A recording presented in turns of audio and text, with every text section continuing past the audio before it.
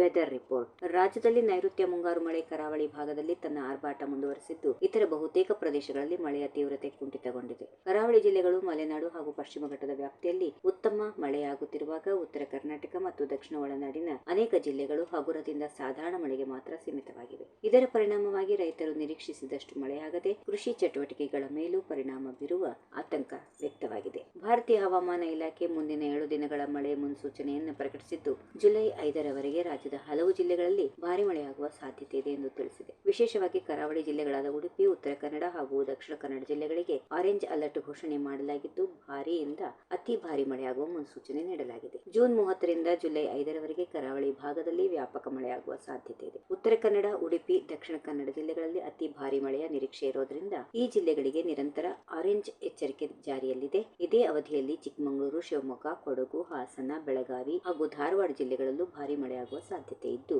ಈ ಪ್ರದೇಶಗಳಿಗೆ yellow alert ಘೋಷಿಸಲಾಗಿದೆ. ಜೂನ್ 30ರ ಒಂದೇ ದಿನಕ್ಕೆ ಕನ್ನಡ, ಉಡುಪಿ ಮತ್ತು ಉತ್ತರ ಕನ್ನಡ ಜಿಲ್ಲೆಗಳಿಗೆ ಆರೆಂಜ್ ಅಲರ್ಟ್ ನೀಡಲಾಗಿದೆ. ಜೊತೆಗೆ ಚಿಕ್ಕಮಗಳೂರು, ಶಿವಮೊಗ್ಗ, ಹಾವೇರಿ, ಧಾರವಾಡ, ಬೆಳಗಾವಿ, ಗದಗ, ಕೊಪ್ಪಳ, ಬಾಗಲಕೋಟೆ, ವಿಜಯಪುರ, ರಾಯಚೂರು, ಯಾದಗಿರಿ, ಕಲಬುರಗಿ ಹಾಗೂ ಬೀದರ್ ಜಿಲ್ಲೆಗಳಿಗೆ ಯೆಲ್ಲೋ ಅಲರ್ಟ್ ಜಾರಿಗೊಳಿಸಲಾಗಿದೆ.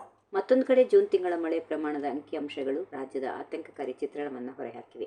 ಈ ಬಾರಿ ಜೂನ್ ತಿಂಗಳಲ್ಲಿ ರಾಜ್ಯದಲ್ಲಿ ವಾಡಿಕೆಗಿಂತ ಸುಮಾರು 43% ಮಳೆ ಕೊರತೆ ದಾಖಲಾಗಿದೆ. ಸಾಮಾನ್ಯವಾಗಿ ಜೂನ್ನಲ್ಲಿ 119 ಮಿಲಿಮೀಟರ್ ಮಳೆ ಆಗಬೇಕಿದ್ರೆ ಈ ಬಾರಿ ಕೇವಲ 110 ಮಿಲಿಮೀಟರ್ ಮಳೆಯಷ್ಟೇ ದಾಖಲಾಗಿದೆ. ದೇಶವಾರು ಮಳೆ ಕೊರತೆಯನ್ನು ಗಮನಿಸಿದರೆ ಕರಾವಳಿ ಭಾಗದಲ್ಲಿ 46%, ಉತ್ತರ ಒಳನಾಡಿನಲ್ಲಿ 24% ಹಾಗೂ ದಕ್ಷಿಣ ಒಳನಾಡಿನಲ್ಲಿ 50% ಮಳೆ ಕೊರತೆಯಾಗಿದೆ. ಅದರಲ್ಲೂ ದಕ್ಷಿಣ ಒಳನಾಡು ರಾಜ್ಯದಲ್ಲಿ ಅತಿ ಹೆಚ್ಚು ಮಳೆ ಕೊರತೆ ಅನುಭವಿಸುತ್ತಿರುವ ಭಾಗವಾಗಿದೆ. ಮುಂದಿನ ದಿನಗಳಲ್ಲಿ ಮುಂಗಾರು ಚುರುಕುಗೊಂಡು ಈ ಕೊರತೆಯನ್ನು ಸರಿದೂಗಿಸುತ್ತದೆಯೇ ಎನ್ನುವುದನ್ನು ಕಾದು ನೋಡಬೇಕಿದೆ.